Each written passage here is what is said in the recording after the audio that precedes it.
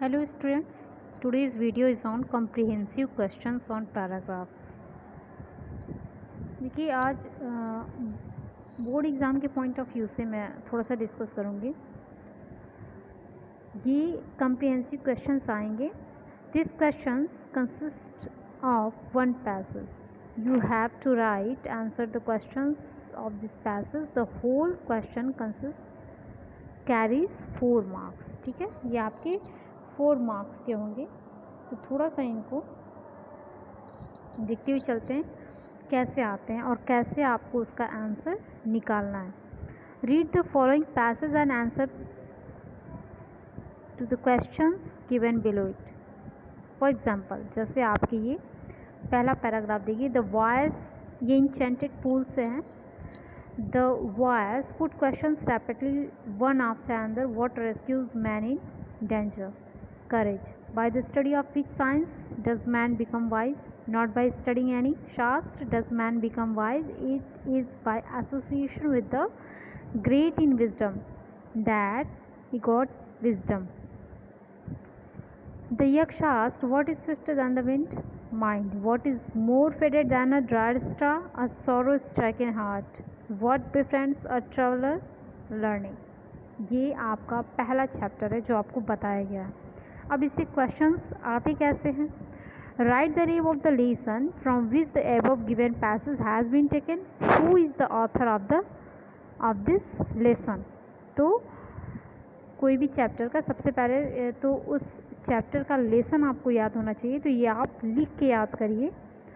And second कि उसके author कौन है, ये कंफर्म होना चाहिए.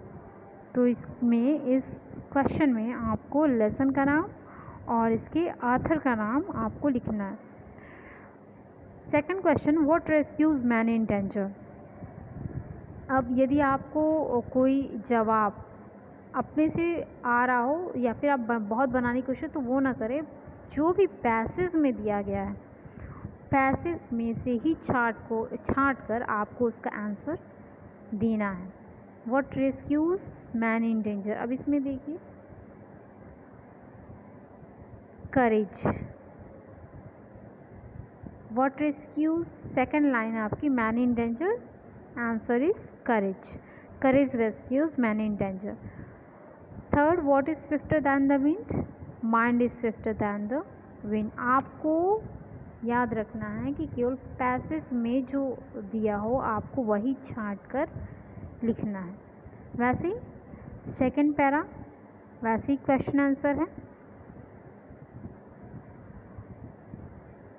A letter to Godse.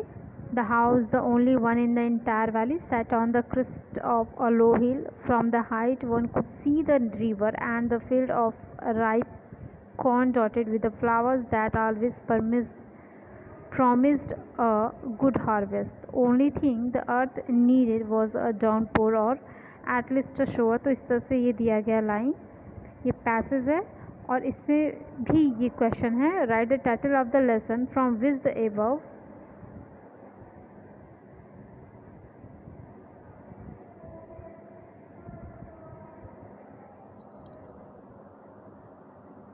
Given passage has been taken. Who is the author of the lesson. तो answer is the title of the lesson is a letter to God. The author of this lesson is J.L. Prince.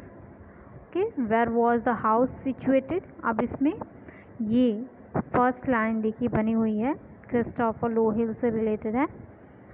तो yes, the house was situated on the crest of a low हिल.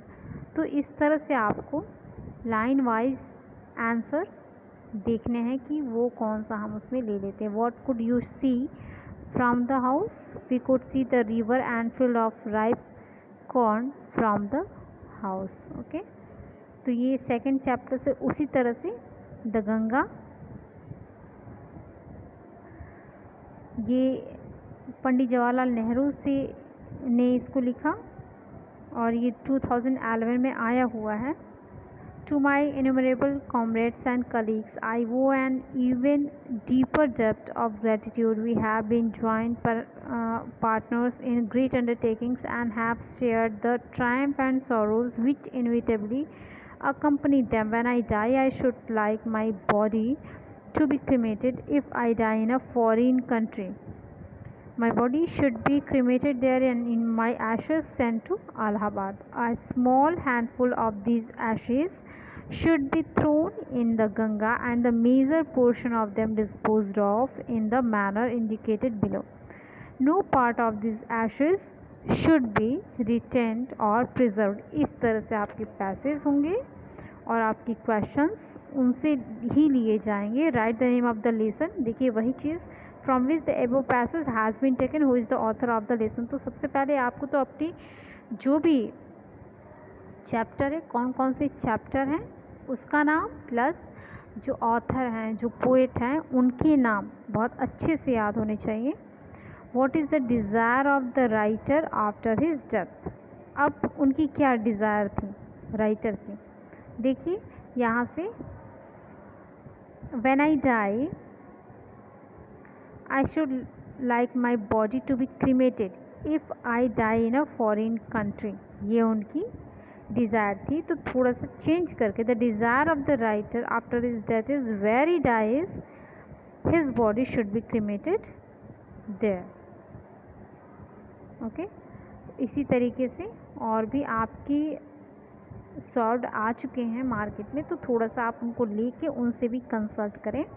देखिए Socrates से, अब Socrates का नाम पूरी spelling correct होनी चाहिए, plus जिसने लिखा रोडा पावर ने, इनके भी नाम करेक्ट होने चाहिए. तो इनसे रिलेटेड क्वेश्चन.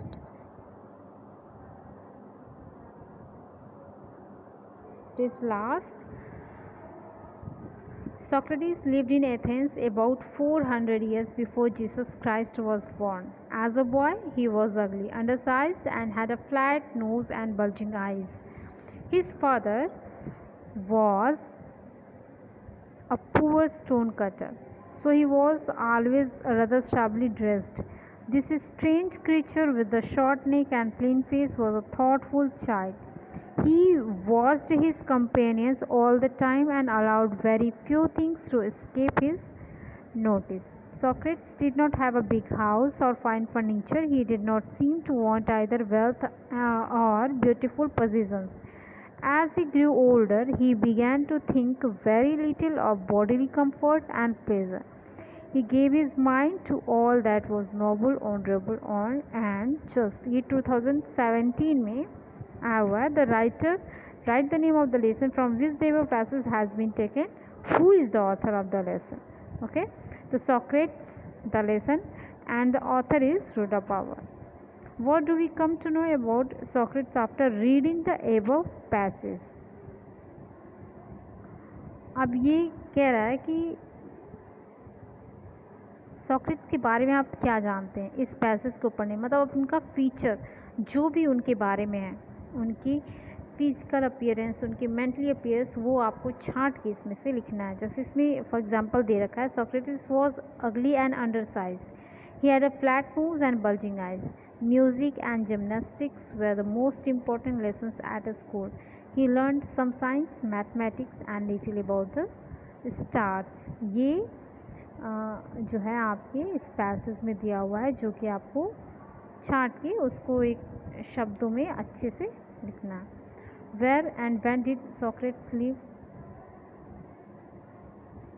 तो ये पहली लाइन में देखिए, Socrates lived in Athens about 400 BC. ये आपकी पहली लाइन में दिया हुआ. ओके, तो इस तरीके से पैसेज आपके में आएंगे जो आपको करने हैं. Okay, thank you.